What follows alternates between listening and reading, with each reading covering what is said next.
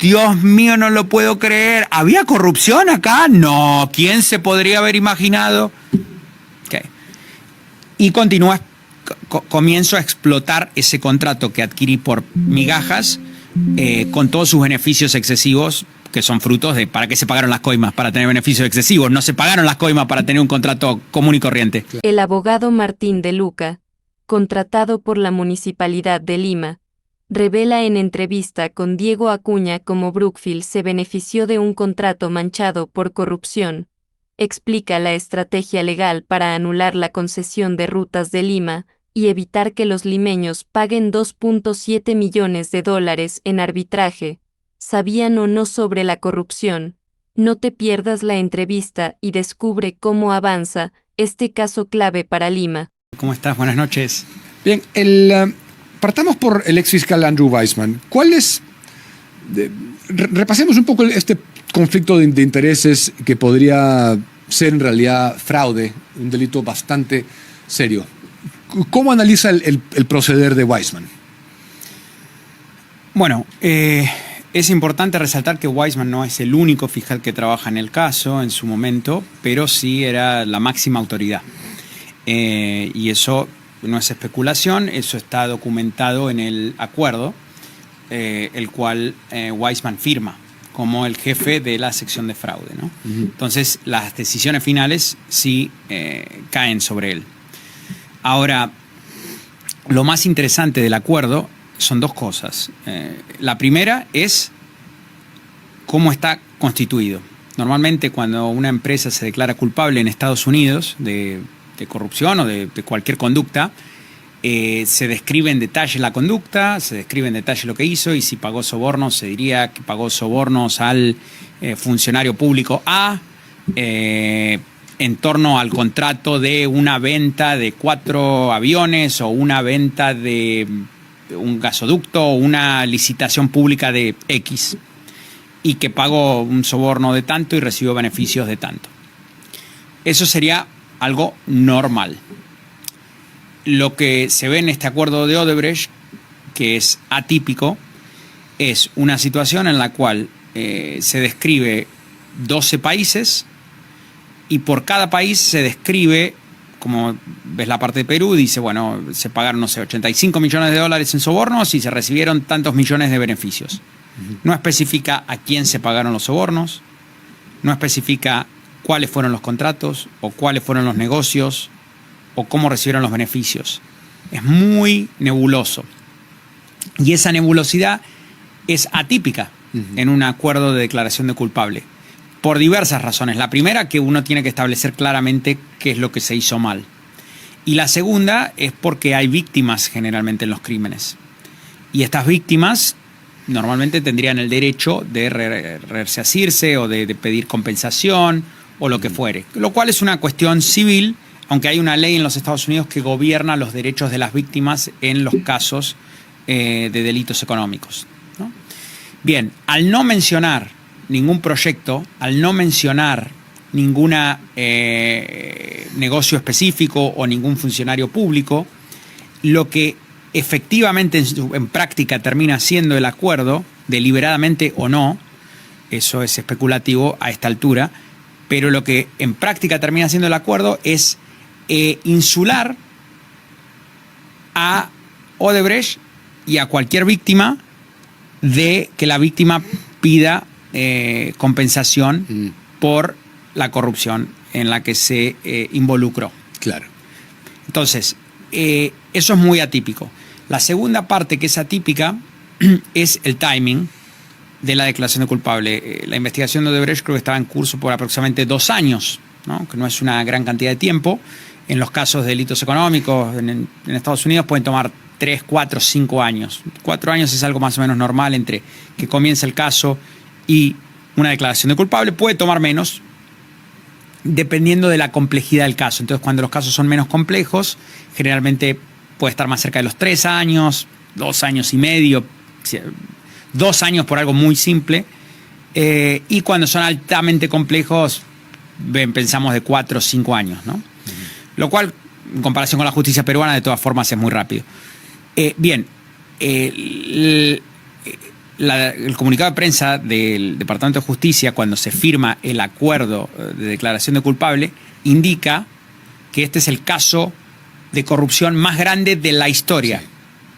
El caso de corrupción más grande de la historia. Entonces, lo que acá parece bastante inconsistente y atípico es cómo fue que el caso de corrupción más grande de la historia se resolvió en poco menos de 2 años. Claro, el plazo llama la atención, ¿no? El plazo llama la atención porque esto empezó en el 2015, la investigación, y en diciembre del 2016 se cerró. Que es una velocidad para cuando estamos hablando de documentos y testigos en 12 países con billones de dólares en juego. La velocidad en cerrar esto en menos de 24 meses es llama la atención. Claro. Está fuera de lo común. Tenemos 3 cosas hasta ahora. Lo primero es que la manera como está estructurado el acuerdo que supervisó Weissmann anula la posibilidad de que el ciudadano de Lima, de que Lima como víctima pueda después solicitar una indemnización o reparación o lo que fuera. Después protege a Brookfield porque no la menciona. Y después está la reducción del plazo, que llama la atención lo corto que fue el plazo. No diría que la protege a Brookfield porque no la tendría que mencionar. Brookfield no se estaba declarando culpable de nada. Lo que sí hizo Brookfield fue comprar deliberadamente frutos de esta corrupción. Pero, y tampoco diría que la bloquea a la población de Lima a recibir algún tipo de compensación. Pero lo que sí hace, porque si eso hubiera ocurrido sería extremadamente obvio, pero lo que sí hace es tornar un pedido de compensación y demostrar la corrupción sobre ese contrato extremadamente difícil, cuando podría haber sido algo bastante simple, como es en varios otros casos. Entonces, por ejemplo, ha habido casos en los cuales, que son de conocimiento público, un competidor demanda después a la empresa que se declaró culpable de pagar los sobornos por haber perdido una licitación. ¿Pero por qué? Porque cuando se declara culpable la empresa tiene que admitir los hechos. Ok, nosotros pagamos sobornos por tanto para ganar esta licitación, obtuvimos beneficio de tanto, por eso aceptamos la culpa y por eso reciben unos beneficios, ¿no? Bien, el competidor que perdió esa licitación puede, y en el pasado, o los ha demandado al que se declara culpable o ha pedido reconocimiento en las Cortes Federales como víctima. Y el juez o los fiscales le pueden atribuir parte del dinero que paga el que se declara culpable a la víctima, porque obviamente está establecido en la declaración de culpable. Bien, al no mencionar ningún proyecto en Perú o en varios de los otros países, al no mencionar ninguno de ellos, lo hace extraordinariamente difícil, algo que es bastante simple en casos normales. Entonces te voy a dar un ejemplo perfecto de esto. Otro caso que se aceleró justo en el mismo periodo de tiempo, pero que creo que ese caso venía dando vueltas por años, fue el de la empresa Embraer, que es la empresa brasilera que produce aviones. Si uno va y mira el acuerdo de declaración de culpable de Embraer, que fue también en diciembre del 2016, ese acuerdo detalla que Embraer pagó sobornos en 4 países. ¿Ok? Y en esos 4 países detalla cada negocio. Entonces, en país 1 vendió tantos aviones al Ministerio de Defensa de los aviones le pusieron sobreprecio de tanto. Embraer pagó un soborno de tanto. Entonces recibió un beneficio X. Segundo país, el negociado fue así. Pagaron sobornos así. Recibieron estos beneficios y esta fue la venta involucrada. Ese acuerdo también está firmado por Weissmann. En el mismo mes.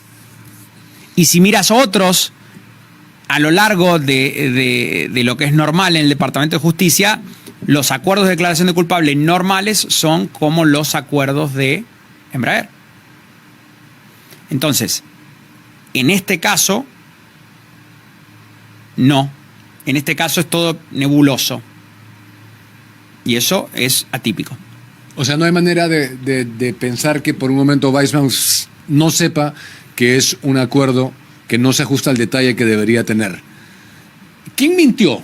¿Es Odebrecht? ¿Por qué no aparece Rutas de Lima? Y si se hubiera mencionado Rutas de Lima, ¿no se hubiera tenido que decir que Brookfield lo había comprado en junio? Bueno, era de conocimiento público que había comprado en junio. Yo no caracterizaría que, tratando de ser objetivo realmente, no caracterizaría de que Odebrecht mintió, porque hoy yo no puedo opinar al respecto. Primero porque no lo sé, y segundo porque no soy parte ni tengo conocimiento ninguno sobre lo que Odebrecht le declaró o no le declaró al gobierno de los Estados Unidos en relación a llegar a esa declaración de culpable y sus actividades en el Perú. Simplemente no lo sé. Entonces, decir que mintió va más allá de lo que creo que sería apropiado. Pero no importa. Para lo que estamos conversando aquí es irrelevante si mintió o no mintió. El tema es que no está. Claro, y también lo que yo esperaría si yo fuera un abogado de Odebrecht o de cualquier cliente que está en esa situación y yo estoy defendiendo,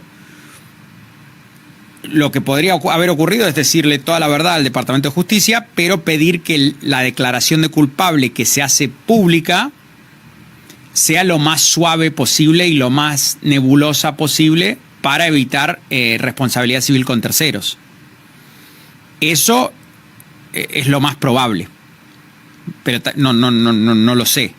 Entonces, sea lo que fuere, quien se está beneficiando aquí no es necesariamente Odebrecht. En definitiva, Odebrecht es el que termina pagando $3.500 millones de multa. Entonces, Odebrecht no se está beneficiando. ¿Quién se está beneficiando? El que compró por migajas el contrato tóxico 6 meses antes de la declaración de culpable de Odebrecht. Y apliquemos el sentido común. Una empresa que cotiza en bolsa, como Brookfield, que debería tener un apetito de riesgo relativamente bajo, Claro. que administra dinero de fondos de pensión, de jubilados, en sus proyectos, y de inversores privados, compra este contrato por migajas 2 meses, 3 meses después que se declara culpable y le sentencian a 19 años de prisión a Marcelo Odebrecht, y 6 meses antes de que se declare culpable Odebrecht.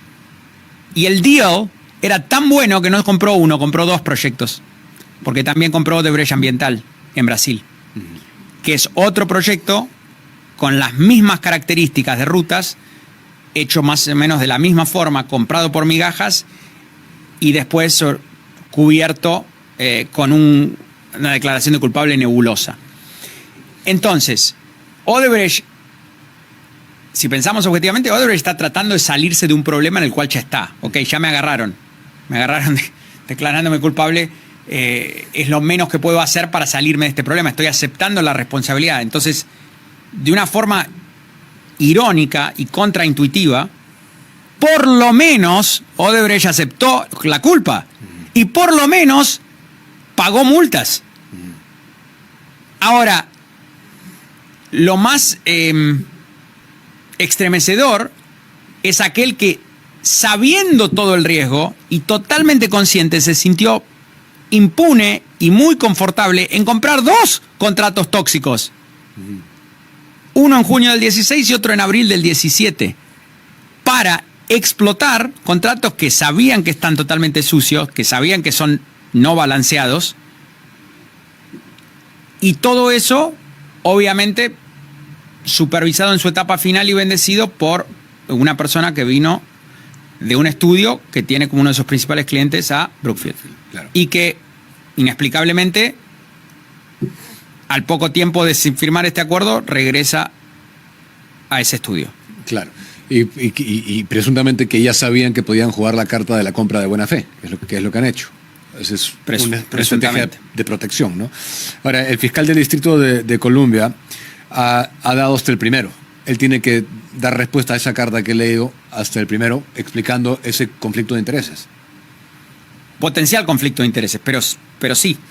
Imagino que, bueno, no sé si va a responder a la carta o no, pero es lo que está detallado ahí.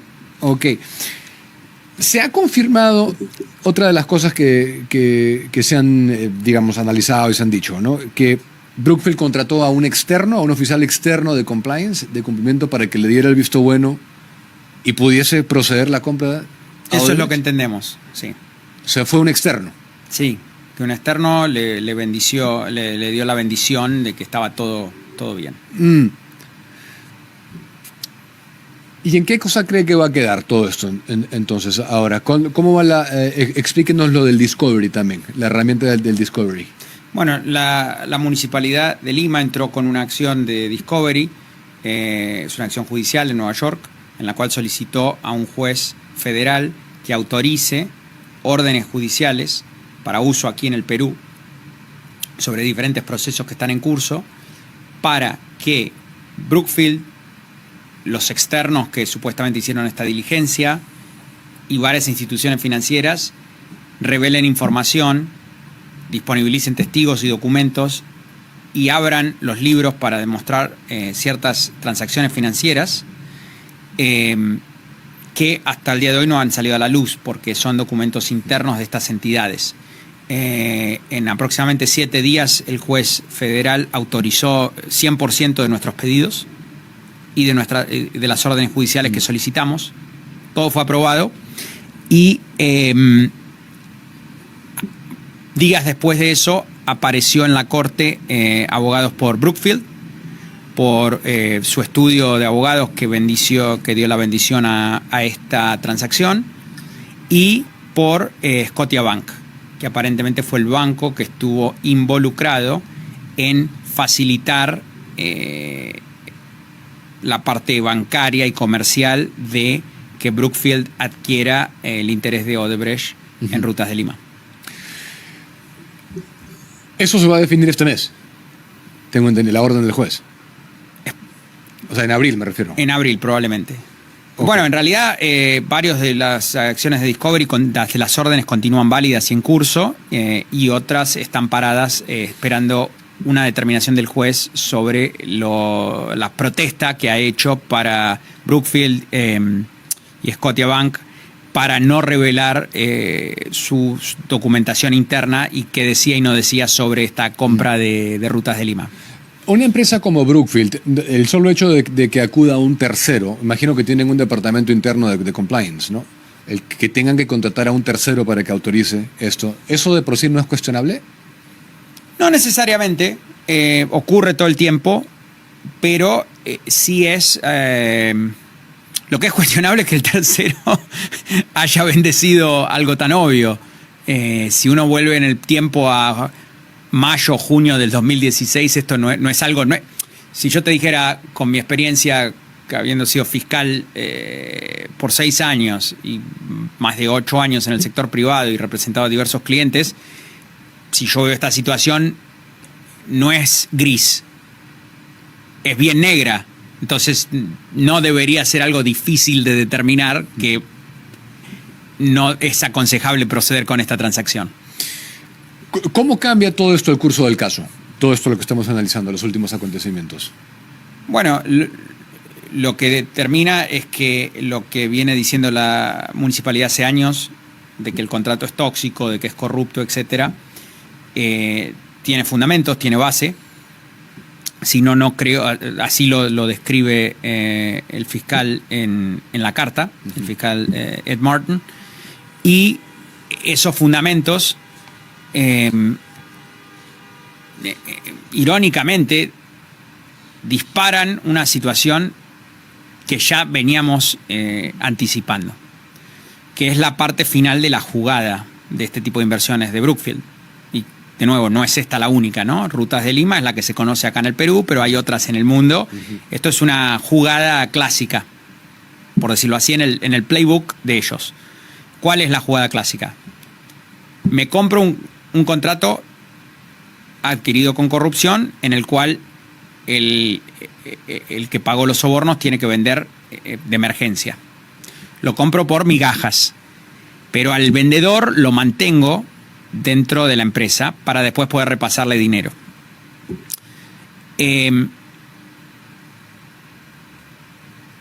Aparezco como la empresa angelical que no sabía nada. ¡Oh!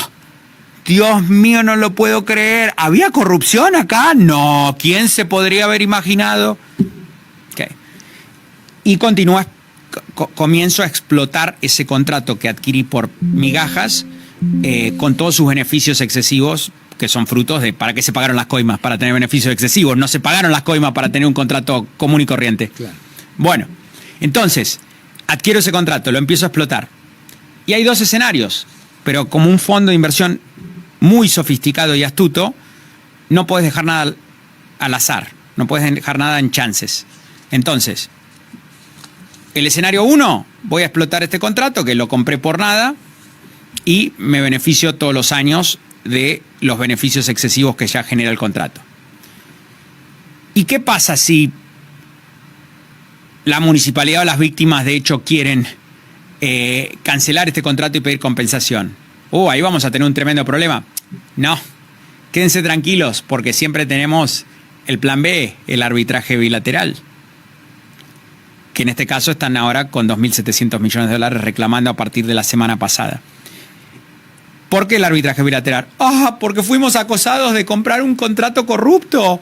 Pobrecitos, el fondo de casi $1 trillón está siendo acusado por la municipalidad, que tiene un presupuesto anual de que 600 millones de dólares, y el fondo de $1 trillón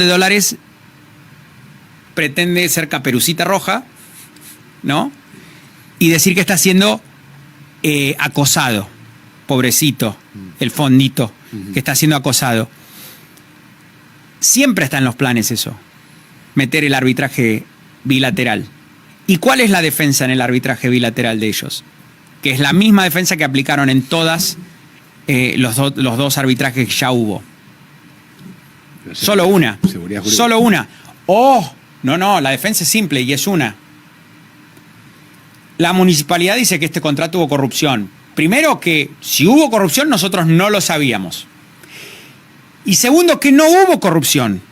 Porque si hubiera habido corrupción, eso hubiera estado detallado en el acuerdo de declaración de culpable de Odebrecht con el Departamento de Justicia, o Susana Villarán hubiera sido condenada, pero no hay condena de Susana Villarán, y el acuerdo del Departamento de Justicia no detalla Rutas de Lima, y de hecho, choqueantemente no detalla ningún contrato, no detalla nada,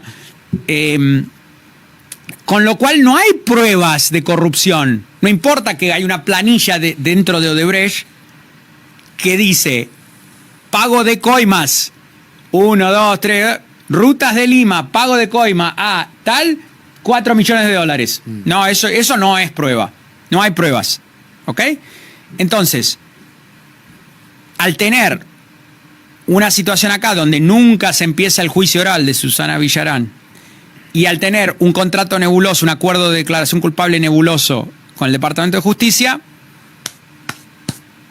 señores, acá vamos a ganar, pase lo que pase. O explotamos el contrato corrupto o metemos un arbitraje bilateral y listo. Una cosa de locos. Un negocio redondo, por donde lo mires. Y ahora que habla de beneficios excesivos, ellos compran en junio del 2016 y en 2017, poco después de que el Departamento de Justicia finalizara el acuerdo de culpabilidad de Odebrecht, Brookfield anuncia el aumento de las tarifas del peaje a 10 soles. Y más. Y compra otro activo tóxico, que es Odebrecht Ambiental. Porque si estamos confiados en nuestra jugada, vamos con todo. Entonces, pensemos esto.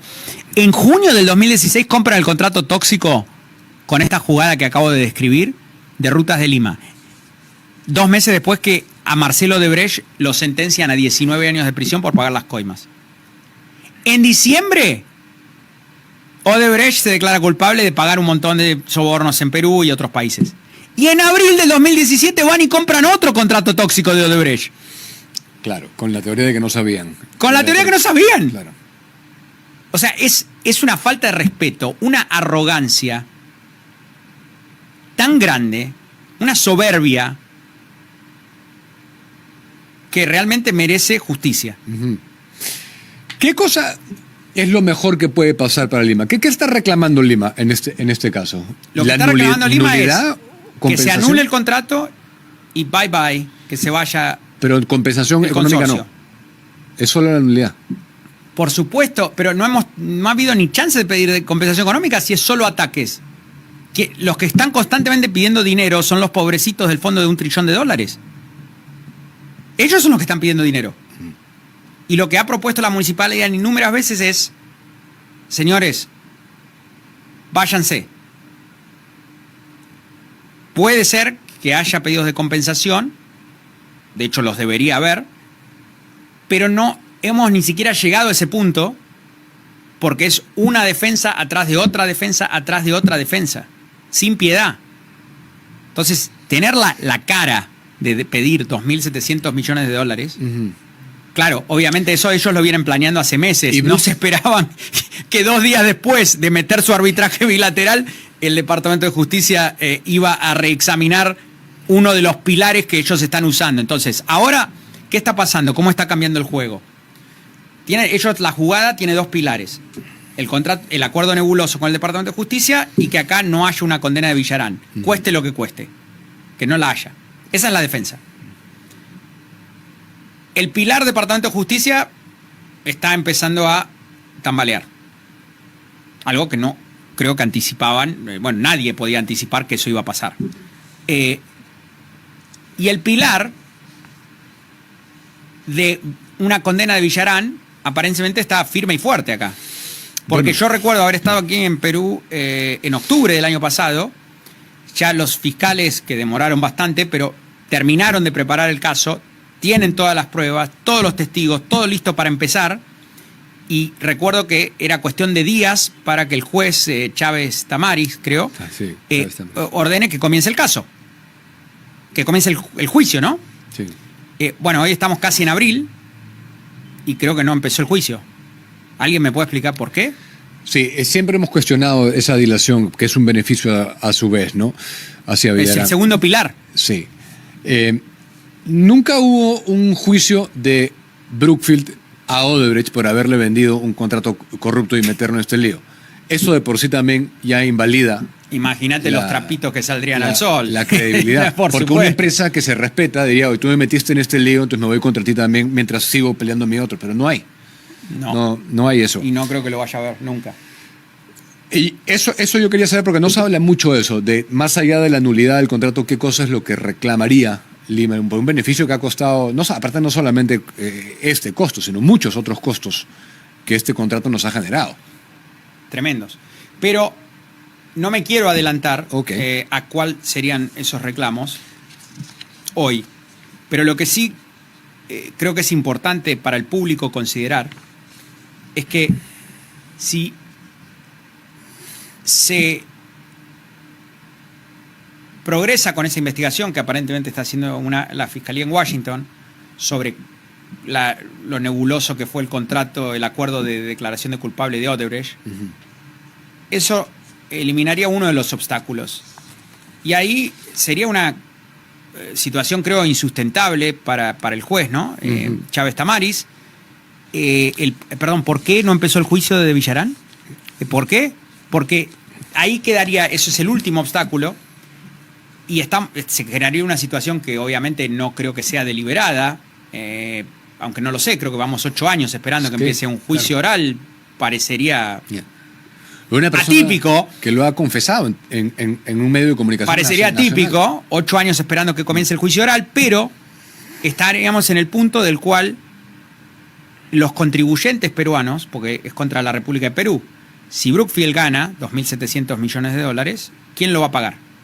El Estado. El Estado. ¿Y quién es el Estado? Los contribuyentes. Entonces, tus hijos, tus nietos, tus bisnietos, y todos lo van a pagar en forma de impuestos más altos. Y es bizarro pensar que la clave de eso, lo que lleva a eso, es que está todo en las manos de un juez que decide que no empiece el juicio oral. Porque obviamente una vez que está la condena de Villarán, el arbitraje bilateral se derrite y desaparece. Entonces 2.700 millones de dólares se convierten en 0. Bien. Y todo eso está en las manos de una persona y inexplicablemente no empieza el juicio oral. Pero eso por el lado de aquí, ¿no? Pero claro. si se da lo del Departamento de Es que Justicia... los dos van en paralelo. ¿Se tienen que dar los dos? No, no se tienen que dar los dos. Con que se dé uno de los dos. El ya Departamento de está. Justicia yo creo que va a ser antes. Eso es muy preocupante. Bueno, es que yo conozco Porque acá... A fin de cuentas, un juez está ahí para proteger al público, Sí. para proteger a la población, y al no comenzar el juicio oral, deliberadamente o no deliberadamente, no estoy sugiriendo que es deliberado, no lo sé, pero el causal concreto de eso es que está avanzando un arbitraje de 2.700 millones de dólares que van a tener que pagar todos los contribuyentes peruanos, que es totalmente evitable. Y así trabaja, así funciona la corrupción. Acá funciona bueno, en todos lados, pero acá funciona la corrupción así. Llevamos 8 años, casi una década, y hasta ahora no tenemos una sentencia sobre este caso. Ahora, para mí el conflicto de intereses es evidente, ¿no? Pero del 2000, una cosa que quiero pedirle que me explique, del 2015 al 2019 permanece en la sección de fraudes. Andrew Weissmann. ¿Cuál es la relevancia de ese departamento, para que la gente entienda? En realidad no permanece hasta el 2019 en la sección de fraude. Eso creo que está en lo que dice la carta. Está en la carta claro. del fiscal. Y eso técnicamente es correcto. Técnicamente. En la práctica está ampliamente documentado en público. Lo que ocurre es que poco después que el presidente Trump asume el primer mandato, Andrew Weissmann la terminología que tenemos en Estados Unidos sobre esto es detallado, es enviado como un asignamiento especial, una asignación especial Sí. a el equipo de Robert Mueller, que fue el fiscal especial que investigó a Trump sobre todos los asuntos de Rusia durante su primer mandato. Bueno, esa larga investigación que terminó en nada, al final no había nada de Rusia, pero no importa. Es otro tema eso. Lo importante es que no es que él permaneció en su cargo supervisando este tipo de casos y este tipo de acuerdos hasta el 2019. ¿Ok? Pocos meses después de firmar este acuerdo, se fue a hacer el trabajo de investigarlo a Trump durante su primer mandato y al entorno, ¿no?, de Trump. Y cuando concluye eso, cuando concluye el caso de Mueller, se va. ¿Y a dónde se va? A la empresa privada, a la firma, al bufete. Que eso fue, correcto. Entonces la razón no es que se quedó en su función normal, que estaba en diciembre del 2016, continuó 3 años más en esa función, no. Inmediatamente pasó a una asignación especial que fue esta de investigar. Y la presunción es que él fue remunerado con creces cuando regresó al bufete. ¿Cuál era el apuro? ¿Por qué tenía que correr para firmar en diciembre del 2016 a toda costa ese acuerdo? Se firmaron muchos acuerdos ese diciembre. Una anomalía de acuerdos, una batería de acuerdos. Esto es público, ¿no? Lo pueden buscar. Pero si buscan históricamente, fueron muchos acuerdos. Potencialmente, y lo más claro en términos de explicaciones es que estaban a 4 semanas o menos de que termine el mandato de Obama. ¿Y qué significa eso? Lo que significa que cuando esto ocurre con todos los presidentes, ¿no? Es lo que hablamos de la puerta giratoria, no es una cuestión demócrata o republicana, sino que es la práctica, que es lo que ocurre. Cuando se va una administración, que se iría el 20 de enero del 2017, la amplia mayoría, no sé, el 97, el 98% de los designados políticos, que los que tienen cargos políticos, cargos de confianza, tienden a salir a las pocas semanas, ¿no? Algunos se quedan 1 mes, 2, pero en breve salen. Entonces, lo que termina ocurriendo es que si uno quiere cerrar y tener certeza que se va a cerrar de la forma que uno quiere el acuerdo, es mejor hacerlo antes que salgan todos los designados políticos. Es la especulación, ¿no? Entonces, bueno, una batería, como digo, de acuerdos que se firmaron ahí en diciembre. Bueno, yo voy a dejar que mi cerebro corra con las especulaciones, pero me estoy haciendo 1000 ideas y para mí es muy claro lo que debe haber pasado. Muy claro. Ahí con este acuerdo, con este supervisor, este ex fiscal, Andrew Weissmann, y veremos. Pero para terminar, y que la gente lo tenga claro, porque como sabe, este juicio, este caso, ha sido muy difícil de llevar para el alcalde, para la municipalidad. Ha tenido mucho costo político, de mucha oposición y mucha crítica. Un costo político altísimo. Pero según lo que estoy viendo aquí ahora, con estas últimas revelaciones, la municipalidad se está situando en un terreno positivo. ¿Me equivoco? No, no te equivocas. Correcto. ¿Qué sigue? Bueno, el proceso de Discovery está en curso. Esperamos concluir eso en los próximos meses. Va a haber, estamos en el proceso de apelar para anular las 2 sentencias arbitrales que tiene Brookfield ya, que acumulan $200 millones. Estamos haciendo eso con una mano atada atrás de las espaldas, porque no tenemos una condena de Villarán. Así es acá. Pero eso está en curso en la corte en Washington para anular las sentencias arbitrales que hay hasta la fecha. Y va a haber ciertas acciones, creo, muy importantes que van a ocurrir en el corto plazo, pero que no estoy mencionar todavía. Bueno, esperemos que se den ambos pilares, pero si no, esperemos que lo del Departamento de Justicia sí suceda. Gracias por estar acá, doctor De Luca. Por favor, gracias por recibirme, un placer. Y cualquier novedad de esto estaremos atentos. El futuro de los peajes en Lima aún está en juego, pero la lucha por la justicia avanza. Si se prueba que Brookfield compró rutas de Lima con pleno conocimiento de su origen corrupto, la municipalidad podría lograr la anulación del contrato y evitar que los limeños paguen miles de millones. Sin embargo, para que todo el esquema salga a la luz, es clave que la Fiscalía acelere el caso de Susana Villarán. Solo con justicia real podremos recuperar lo que Lima nunca debió perder.